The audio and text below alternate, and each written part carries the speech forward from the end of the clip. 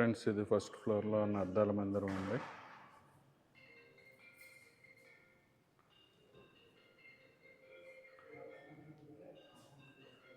ఇక్కడ శ్రీరామ్ పట్టాభిషేకం సినారియో ఉందండి. చూడండి, శ్రీరామ్ పట్టాభిషేకం అన్నమాట ఇది. Hi friends, welcome back to my channel అండి. ఈరోజు గొల్లల మావిడాడు వెళ్తున్నాం అనమాట. గొల్లల మావిడాడు అన్నది కాకినాడ దగ్గరలో పెదపూడి మండలంలో ఉంటుందండి. కాకినాడకి సుమారుగా 25 కిలోమీటర్ల దూరంలో ఉంటుంది. గొల్లల మావిడాడులోని కోదండ రామాలయం ఉంటుందండి. భద్రాచలం తర్వాత అత్యంత ప్రత్యేకమైనదిగా చెప్తుంటారనమాట. గొల్లల మావిడాడులో ఏంటంటే ప్రత్యేకత ఏంటంటే 200 అడుగుల ఎత్తైన గాలిగోపురాలు ఉన్నాయండి. ఈ గాలి గోపురాలు ఏంటంటే గుడి 1889లో గుడి కట్టారండి. 1848లో గాలి గోపురాలు కట్టారు. 200 అడుగుల ఎత్తులో ఉంటాయన్నమాట. ఇప్పుడు మనం గొల్లల మావిడాడు వెళ్తున్నాం కదండి. గొల్లల మావిడాడు ఊరు ఎలాగున్నది, గాలి గోపురాలు ఎలాగున్నాయి అని మీకు చూపిస్తానండి.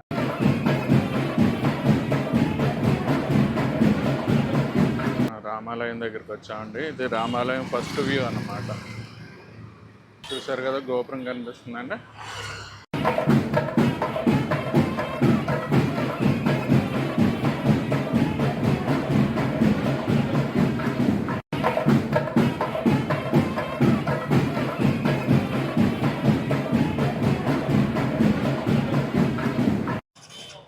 ఇది రామాలయం ఎంట్రన్స్ దగ్గర ఉన్నామండి మనం.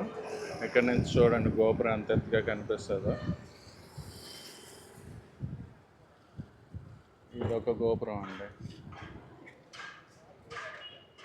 ఇది ఎంట్రన్స్ అన్నమాట. ఫస్ట్ ఫ్లోర్కి వెళ్ళడానికి ఈ విధంగా మెట్ల మార్గం ఉందండి. ఫస్ట్ ఫ్లోర్లోనే అద్దాల మందిరం ఉంటుంది అన్నమాట. ఫ్రెండ్స్, ఇది ఫస్ట్ ఫ్లోర్లో ఉన్న అద్దాల మందిరం అండి.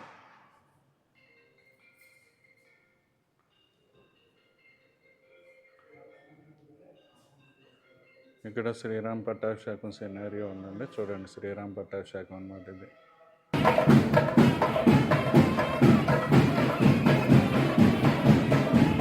ఈ అద్దాల మందిరం ఏంటంటే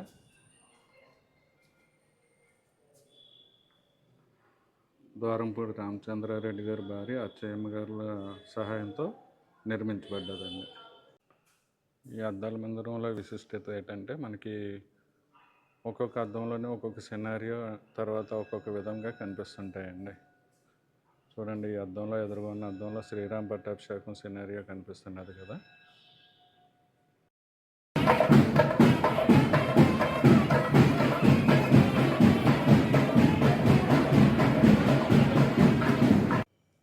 ఇది స్వామివారి సింహాసనం అండి.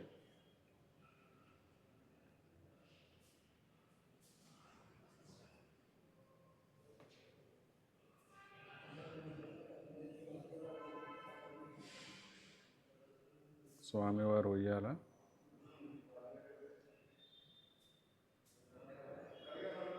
తర్వాత ఇలా పైకి చూడండి. ఇక్కడ ఏంటంటే మనకి మన బ్యాక్ ఏరియా తర్వాత మన ఫేస్ కూడా పైన అద్దాల్లో మన ఫేస్ కనిపిస్తుంటుంది అన్నమాట.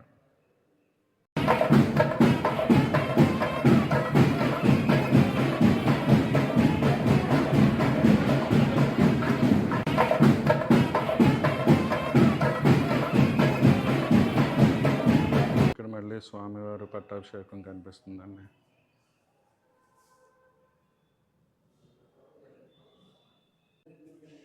ఇక్కడ నిలబెడితే ఏంటంటే మన తల భాగం, కాళ్ళు భాగం, కింద పైన అద్దంలో తల భాగం కనిపిస్తుందండి. కింద అద్దాల్లో మన కాళ్ళు భాగాలు కనిపిస్తాయి. అంటే స్వామివారు మన హృదయంలో ఉన్నట్టు అన్నమాట.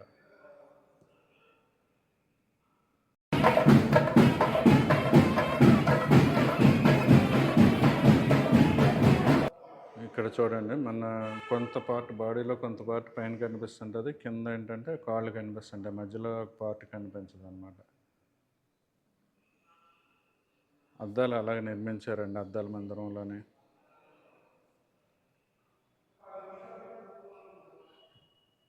ఇక్కడ మీరు చూసుకోవచ్చు, 2 అద్దాల్లోని మన ఇది కనిపిస్తుంటుంది. ఒక అద్దంలో కొంచెం పొడుగ్గా కనిపిస్తుంటే ఒక అద్దంలో పొట్టిగా కనిపిస్తుంది అన్నమాట.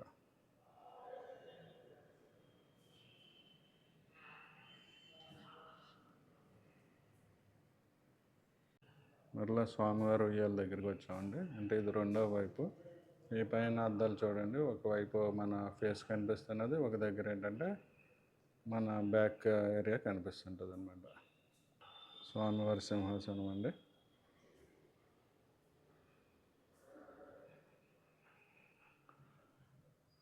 ఇక్కడ ఏంటంటే హనుమంతుల వారు ఏంటంటే ఒక దగ్గర నిల్చున్న విగ్రహం ఉన్నది, ఒక దగ్గర కూర్చొని శ్రీరాముడే పరతత్వం అనేసి హనుమంతుల వారు ఏంటంటే మునులకి అందరికీ వివరిస్తున్నారండి.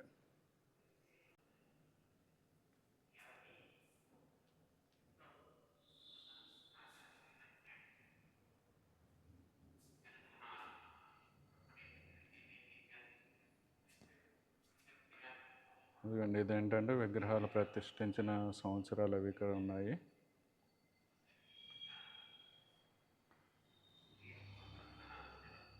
తర్వాత వీరిద్దరే ఈ గుడి కట్టారండి, ఇద్దరు అన్నదమ్ములు అనమాట. ఇప్పుడు ఈయన వారసత్వ ధర్మకర్త అండి, మురళీకృష్ణ శ్రీనివాసరెడ్డి గారు. వీరాధ్వర్యంలోనే నిత్య అన్నదానం జరుగుతుంటుంది అన్నమాట ఈ గుడిలోనే.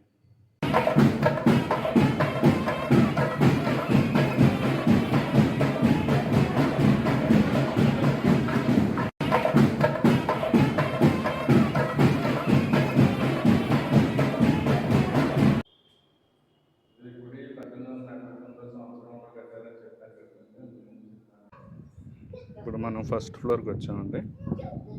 ఫస్ట్ ఫ్లోర్లో ఇదొక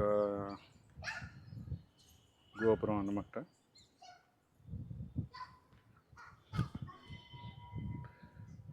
ఇక్కడ చూడండి, శ్రీరాముల వారికి అస్త్రదేవతలు ప్రదక్షిణ చేయటం ఉన్నది.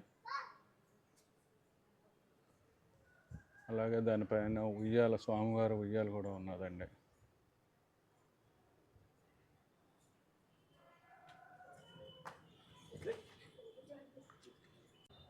ఇది తూర్పు గోపురం అండి. ఇది తూర్పు గోపురం 9 అంతస్తులు అనమాట. చూడొచ్చు మీరు ఇక్కడ.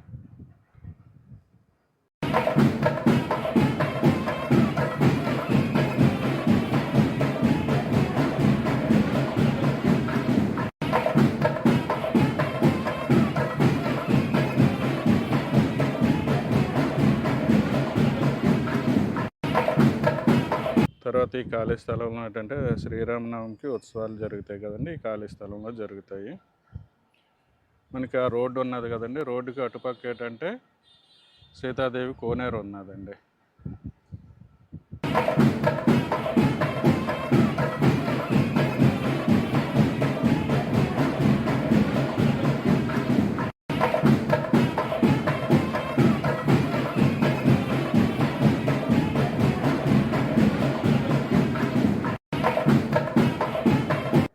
తర్వాత ఈ టెంపుల్లోని ధర్మకర్త, వారస ధర్మకర్త మురళీకృష్ణారెడ్డి గారి ఆధ్వర్యంలో నిత్యాన్నదానం జరుగుతుందండి. రోజు ఎంతమంది వచ్చినా 12 గంటల నుంచి 3 గంటల వరకు నిత్యాన్నదానం జరుగుతుంది అన్నమాట.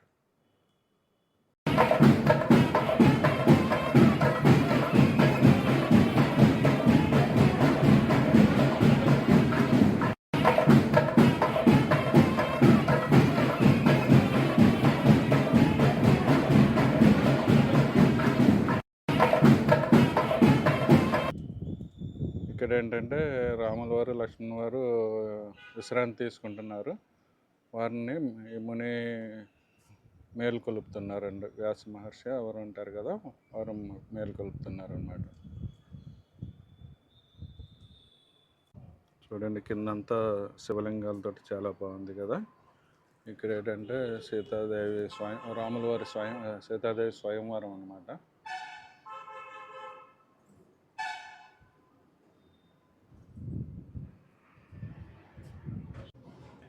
ఇది కోల విగ్రహాల ప్రతిష్టాపన అండి. అంటే 1889లో ఫస్ట్ కోల విగ్రహాలు ప్రతిష్ఠించి గుడి కట్టారని చెప్పాను కదా, అదనమాట.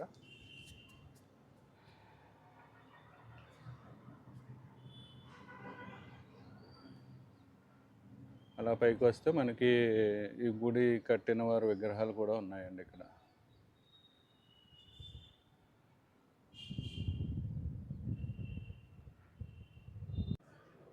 ఇది పడమర గోపురం అండి. పడమర గోపురం ఏంటంటే మనకి 11 అంతస్తులు ఉంటాయి అన్నమాట. 11 అంతస్తులు మీరు పైకి వెళ్ళొచ్చు అనమాట. లాస్ట్ అంతస్తు వరకు మెట్ల మార్గం ఉందండి. ఫ్రెండ్స్, మీరు ఇక్కడ ఒక విషయం గమనించారా అంటే శిల్పకళ చాలా బాగుందండి. ఇక్కడ శిల్పాలన్నీ ఏంటంటే చాలా క్లియర్గా ఉన్నాయి. పురాతన దేవాలయాలు ఏంటంటే కొంచెం బ్లర్గా ఉంటాయి కదా, కానీ ఇక్కడ ఏంటంటే చాలా షార్ప్గా క్లియర్గా ఉన్నాయండి.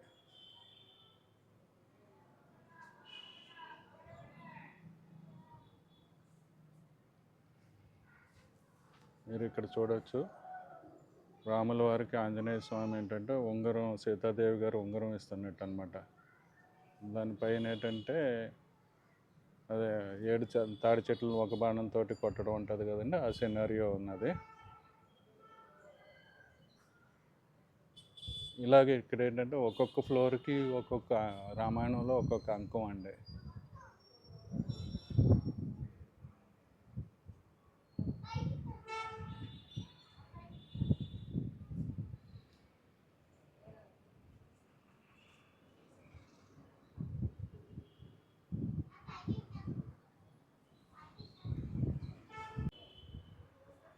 ఇది చూడండి, ఇక్కడ ఏంటంటే ఆంజనేయ స్వామి ఏంటంటే పర్వతం తీసుకుని వస్తారు కదండి, అది ఆ సినారియో అనమాట. కింద ఏంటంటే లక్ష్మీమూర్తి ఏంటంటే మోక్షగుండంలో పడిపోయిన సినారియో ఉందండి. ఇక్కడ ఏంటంటే వానర సైన్యం రామ్ సేతు కట్టడానికి రాళ్ళు మోస్తున్నట్టుగా సినారియో ఉందండి. ఇప్పుడు నేను 5th ఫ్లోర్ వరకు వచ్చానండి. ఇక్కడ నుంచి ఏంటంటే మనకి గొల్లల మామిడాడు ఊరు ఇలా కనిపిస్తున్నది చూడండి.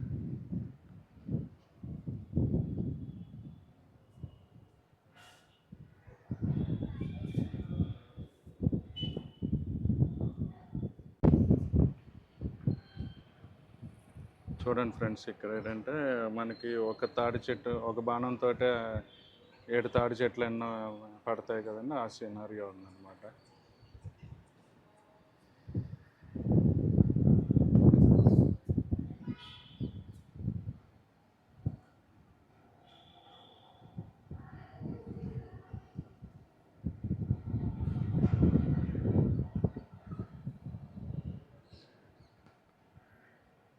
మరొకసారి చూపిస్తున్నాను చూడండి. ఇక్కడ ఏంటంటే ప్రతి ఒక్క రామాయణంలో ప్రతి ఒక్క అంకం ఒక్కొక్క ఫ్లోర్లో ఉన్నదండి, విగ్రహ రూపంలో ఉన్నదన్నమాట.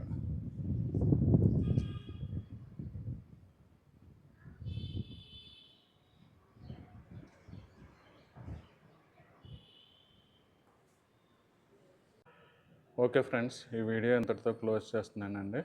వీడియో కనుక నచ్చినట్లయితే లైక్ చేయండి, షేర్ చేయండి, సబ్స్క్రైబ్ చేయండి friends. Thank you for watching the video అండి.